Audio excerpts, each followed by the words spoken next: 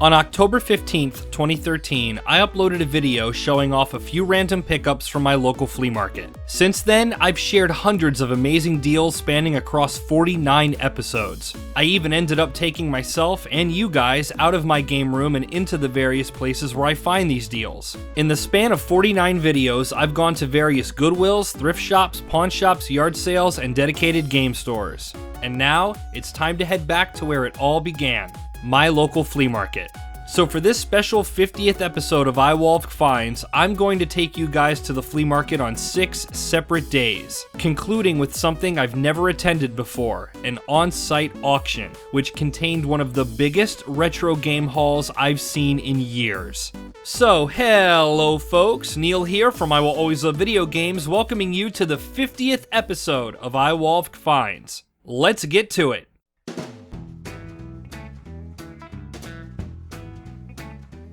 Trip number 1. The cool dude with the action figures is back. He's the guy I got Peter Pan and the Pirates from. And it seems he's got not one, but 2 complete in-box NES games. Nintendo World Cup and Super Mario Bros. 3.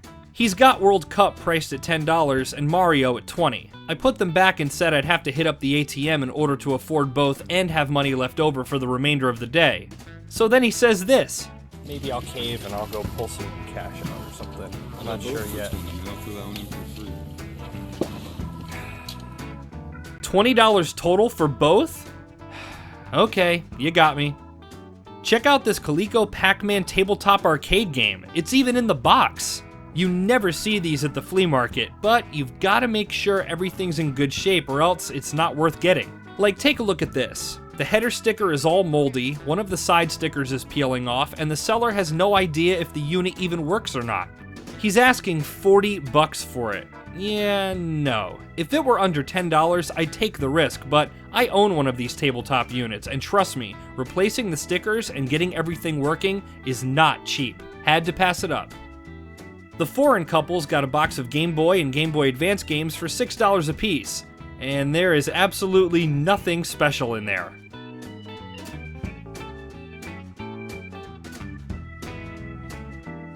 Hey, Tamagotchi! Who else just let theirs die? Come on, be honest. This seller specializes in old McDonald's Happy Meal toys from the 80s and 90s. I had a lot of these sets as a kid. They're probably still in my mom's attic. This bag of Sonic toys from 1994 caught my eye. I already have Sonic, Tails, and Dr. Robotnik, but I didn't have Knuckles or the foam ball, which was a substitute toy for toddlers. How much are you selling these sets for? How much? $1 a bag? Yeah. What? Actually, yes. Hot damn, $1 for the whole bag? Nice. $21 total for 2 CIB NES titles and a complete set of junk to take up even more space in the game room. Trip number 2. Checking out a table alongside my buddy Brandon, who runs a toy and collectible shop. Looks like he passed over a couple of Tiger handheld games.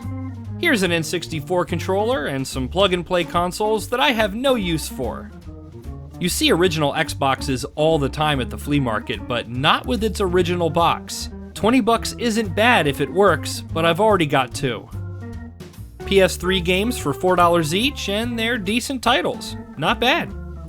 Now, here's something weird and obscure. It's a plug-and-play Famiclone system called the Venturer. I only know this because I watched Steve Benway cover it in a video years ago. It's crap, but for $1, I've just gotta have it.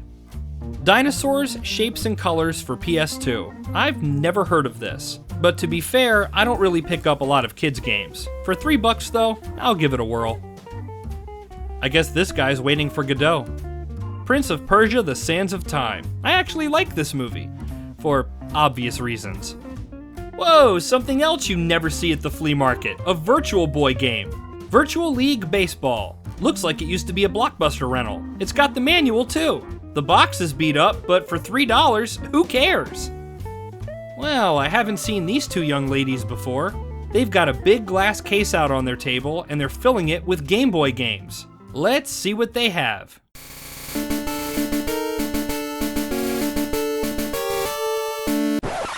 Well, I shouldn't have gotten my hopes up, because they're trying to sell these at the high end of or even above eBay prices. $40 for Pokemon Red and Blue? $50 for Pokemon Crystal? I don't think these girls understand the concept of a flea market.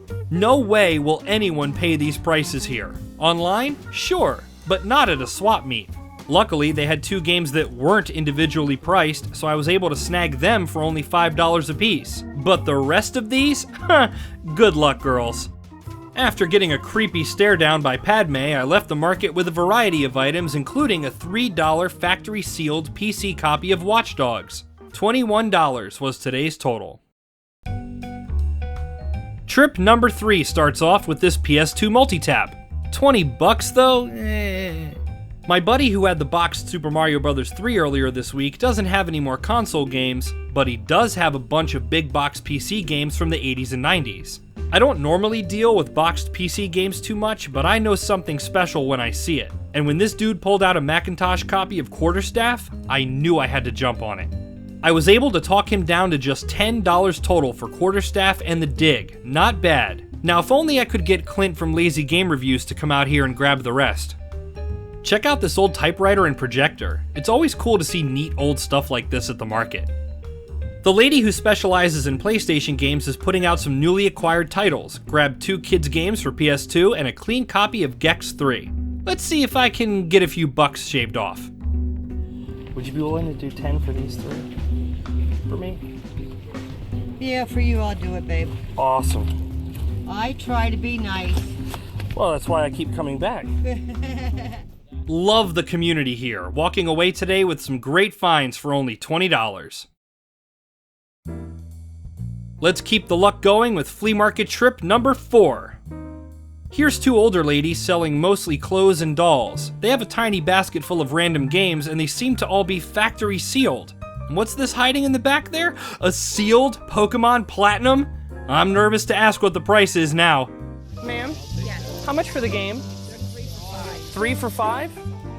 Holy shit, are they serious? Grabbed Pokemon Platinum for myself and 2 games for Get Well Gamers, but guess what? There's more! After explaining to the 2 ladies that I was looking for cheap games for charity, they brought out a huge wad of random games in sleeves. And there's some really good stuff in here like Harvest Moon, Radiata Stories, Resident Evil Outbreak. I grabbed a bunch of titles, 21 in all, and they only charged me $10. Incredible. Oh man, this takes me back. Yak back to be exact. I'm not funny.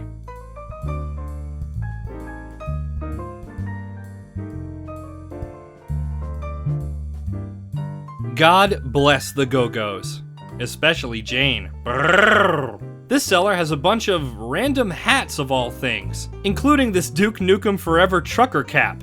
For $3, I'll sport old Duke's name, even though the game was mediocre at best. One of my other many random hobbies is record collecting. However, unlike a lot of collectors I know who look for big name bands and albums, I'm into more obscure stuff like comedy albums, soundtracks, read-alongs, and other oddities. Like this copy of Chipmunk Punk? Hell yes, I'm grabbing this. Hey kids, you wanna hear some really cool shit? Go to SoundCloud and look up Chipmunks on 16 speed. You're welcome in advance. Someone stapled the hell out of this copy of Lily Tomlin's hilarious debut album. Good thing none of the staples are actually near the vinyl.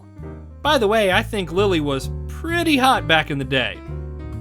Oh wow, now here is something that would never get released in this day and age. The seller at this table wasn't around and I was getting ready to leave. I really hope this album is still here when I come back again. If not, then I at least still ended up with a ton of great stuff from this visit. Albums, a hat, a freaking factory sealed Pokemon game, and loads of loose discs to disperse between myself and the charity. Not bad at all for $26. 5 is my lucky number, so for trip number 5, I decided to bring my own lucky charm, my son. Right away he spotted a couple of NES games, but they're $10 a piece and I've got both of them. Still, good looking out on his part. Look at this. He really is my good luck charm. Here's 2 guys from Maryland who run a store called Atlantic Computer Systems, and they filled 3 tables with nothing but games. NES, SNES, Genesis, PS1, PS2, and 64, they're loaded. However, all this is extra inventory from their shop, and so everything is individually priced. Time to dig around and try to catch them slipping, or at least try to get some package deals.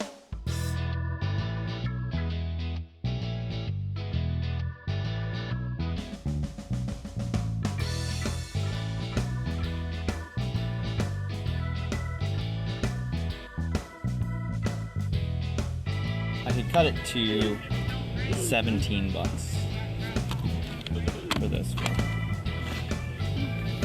Could you do 15? Go in between and give me the spare buck at 16. Not bad. Gonna take a quick walk around the rest of the market and come back to these guys again before I leave.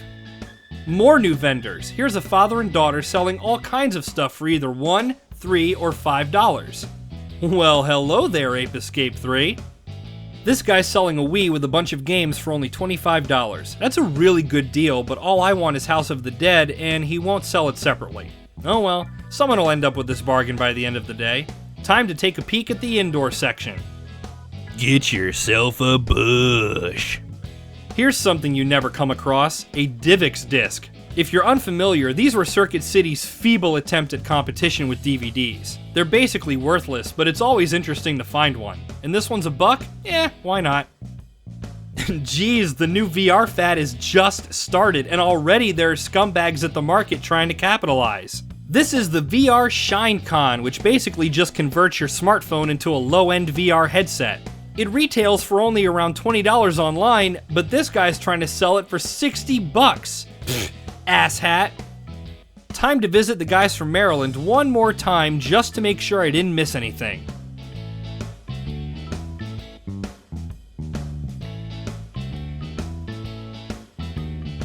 Ended up with another small stack for $12 total.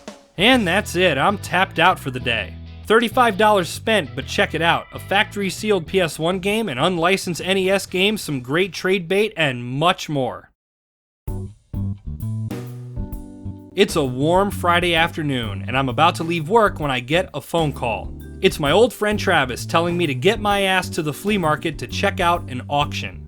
Now, I've never participated in one of these auctions before, but he has, and he knows what to do. So I meet up with him to see what he was so excited about, and holy crap.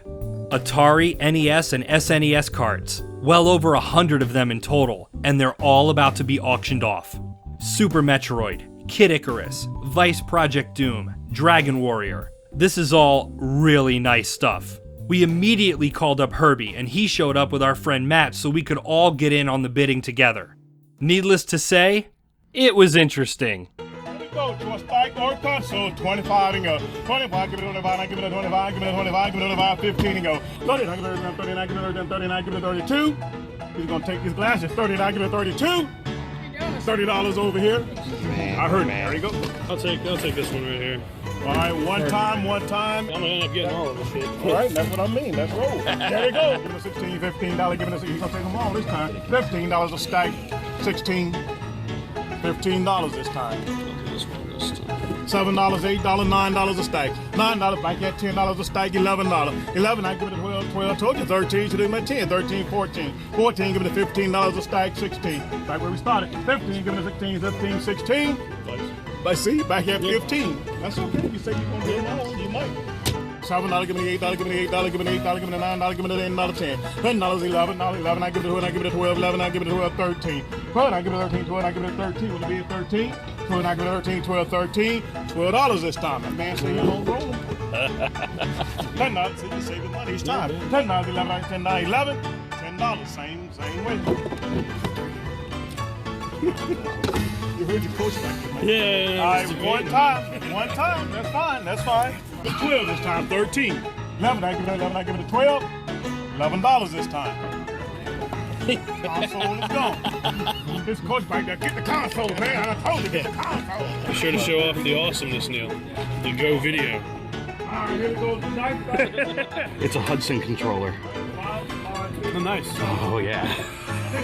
And it's got an audio output on it.